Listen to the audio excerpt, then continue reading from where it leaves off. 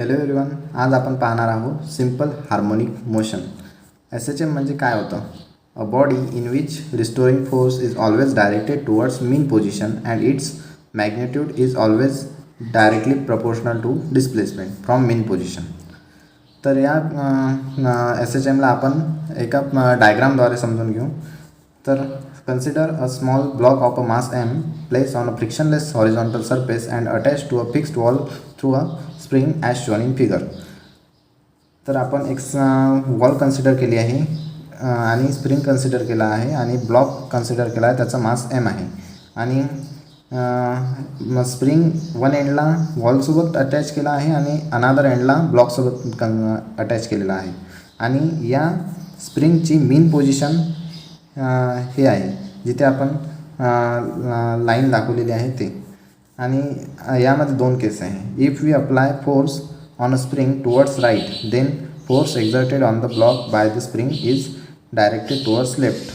आपण जर या स्प्रिंगला असं खेचत असं राईट साईडला आणलं तर रिस्टोरिंग फोर्स जो अप्लाय त्या स्प्रिंगद्वारे त्या ब्लॉकवर होणार तो लेफ्ट साईड लावणार.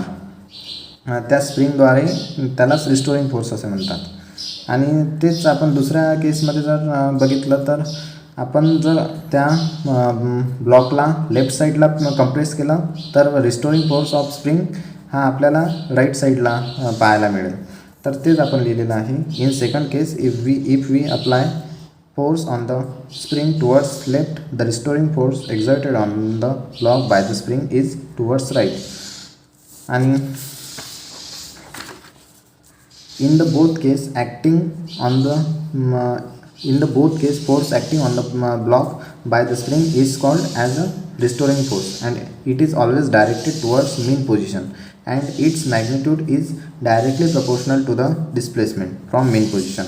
म्हणजेच ज्यावेळेस आपण ह्या ब्लॉकला राईट साईडला खेचत नेलं त्यावेळेस तो रिस्टोरिंग फोर्स ऑलवेज मीन पोझिशनकडे डायरेक्ट होत गेला.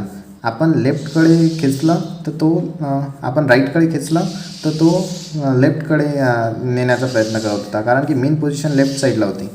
आणि दुसऱ्या केसमध्ये आपण लेफ्टला कंप्रेस केलं त्या स्प्रिंगला तर तो राईट साईडला आपल्याला डायरेक्टेड करत होता रिस्टोरिंग फोर्स, कारण मेन पोझिशन त्याच्या राईट साईडला होती. तर याच कारणामुळं म्हणतात अ body in which restoring force is always directed towards mean position and its magnitude is directly proportional to displacement from mean position. तर